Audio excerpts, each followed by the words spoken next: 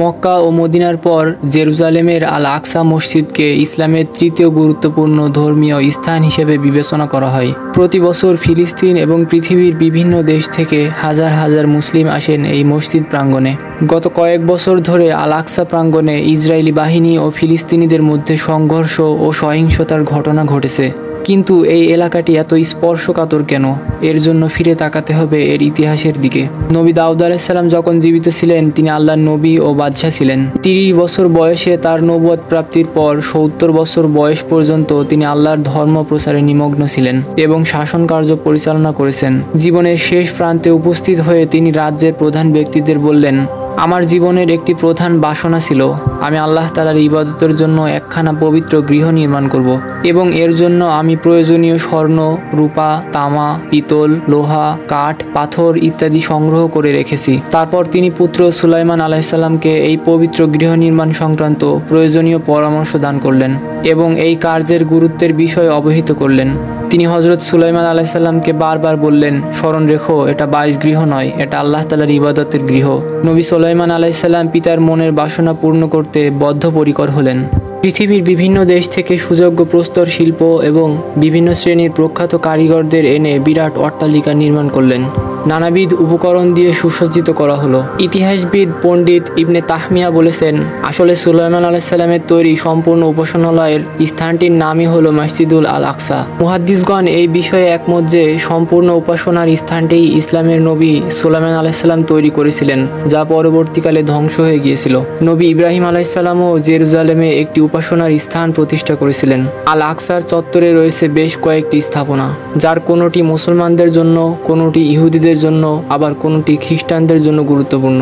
আর সবগুলো স্থাপনার সঙ্গেই জড়িয়ে আছে 3টি ধর্মের ইতিহাস। 14 হেক্টর এলাকা জুড়ে অবস্থিত আল আকসা প্রাঙ্গণে রয়েছে আল আকসা মসজিদ, যা কিবলি মসজিদ নামে পরিচিত।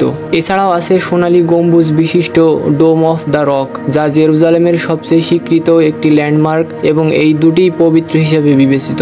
আল আকসায় প্রথম ছোট একটি মসজিদ নির্মাণ করেন ইসলামের দ্বিতীয় খলিফা ওমর রাদিয়াল্লাহু তাআলা আনহু। পরে 705 খ্রিস্টাব্দে এখানে বড় আকারে মসজিদ নির্মাণ করা হয়। 2 দফা ভূমিকম্পে 2 বার ধ্বংস হয়ে গেলে তা পরে পুনর্নির্মাণ করা হয়। কয়েকবার সংস্কার কাজও করা হয়। জেরুজালেমের ওল্ড সিটির দক্ষিণ পূর্ব কোণে অবস্থিত আল আকসার ডোম অফ দ্য রক শহর জুড়ে দৃশ্যমান। বাইরের দেয়াল সহ 1,44,000 বর্গমিটারের এই সীমানায় রয়েছে মসজিদ, নামাজের ঘর, উঠান ও বিভিন্ন ধর্মীয় স্থাপনা। আল আকসা মসজিদটি মসজিদুল আকসা বা বাইতুল মুকাদ্দাস নামে পরিচিত মুসলমানদের কাছে। হযরত মুহাম্মদ সাল্লাল্লাহু আলাইহি সাল্লাম মিরাজের রাতে কাবা শরীফ থেকে প্রথমে আল আকসা এসেছিলেন এবং মিরাজে গমনের আগে এখানে সব নবীদের সঙ্গে নামাজের সময় ইমাম হিসাবে নামাজ আদায় করেন। আল আকসা প্রাচীনতম মসজিদগুলোর একটি। মক্কায় হজ ও ওমরা পালনের আগে আল আকসা ছিল মুসলমানদের কাছে প্রধান ধর্মীয় স্থান।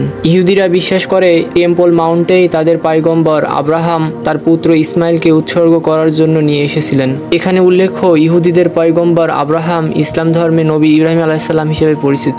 ইহুদিরা মনে করে 3000 বছর আগে রাজা সুলেমান এখানে প্রথম উপাসনালয় নির্মাণ করেছিলেন, যেটি ধ্বংস করেছিল ব্যাবিলনীয়রা। ইহুদিদের মতে আল আকসাই ফাউন্ডেশন স্টোন বা বিশ্বের ভিত্তি পাথর এর অবস্থান, যেখান থেকে বিশ্বের সৃষ্টি শুরু হয়েছিল বলে তারা বিশ্বাস করেন। অন্যদিকে খ্রিস্টানরা মনে প্রাণে বিশ্বাস করে এটাই সেই জায়গা যেখানে যীশু খ্রিস্ট ক্রুশবিদ্ধ হয়েছিলেন, আর এখানকার গুহাতেই তার দেহ রাখা হয়েছিল।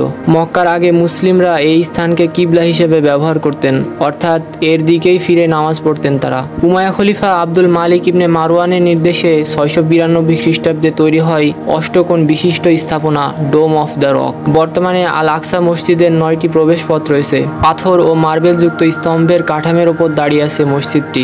80 মিটার দৈর্ঘ্য ও 55 মিটার প্রস্থের এই মসজিদটিতে প্রায় 5,500 মুসল্লি নামাজ আদায় করতে পারেন।